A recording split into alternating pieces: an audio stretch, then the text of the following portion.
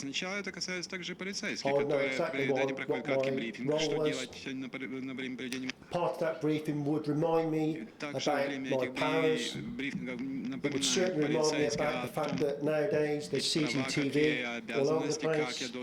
Members of the public can video your every action, and it would definitely remind me about the media will be there. And key messages, simple messages like the media will be there, they'll be photographing you, they're entitled to take photographs, and now commonplace. But those sort of messages for officers involved in demonstrations have taken many, many years to develop. Вся эта практика, на разработку подобных рекомендаций ушло очень много лет. And I suppose the key word for us is what's happened over those 30 years in my experience as a police officer is we become more accountable.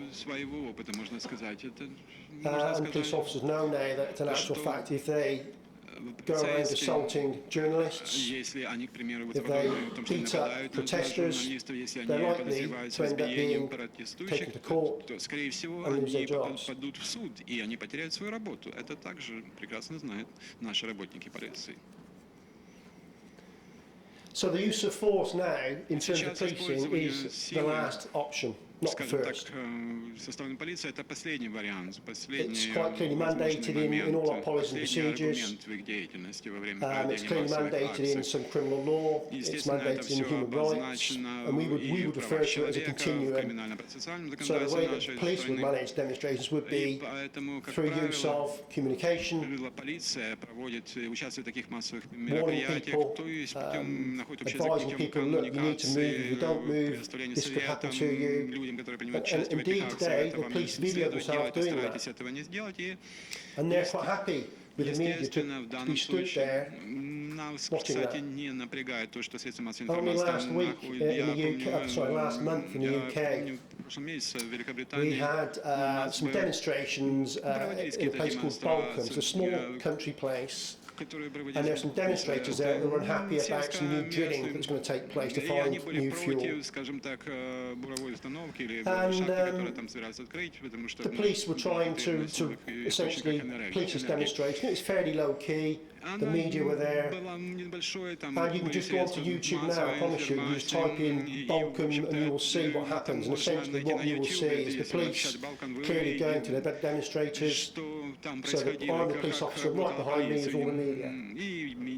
It's allowed, we wouldn't say get away.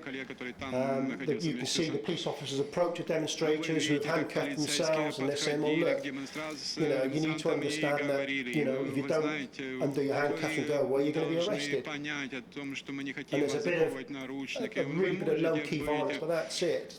But all the time, the media are behind. But the media are there, they've got proper identification badges, they'll have their lanyards with who they are.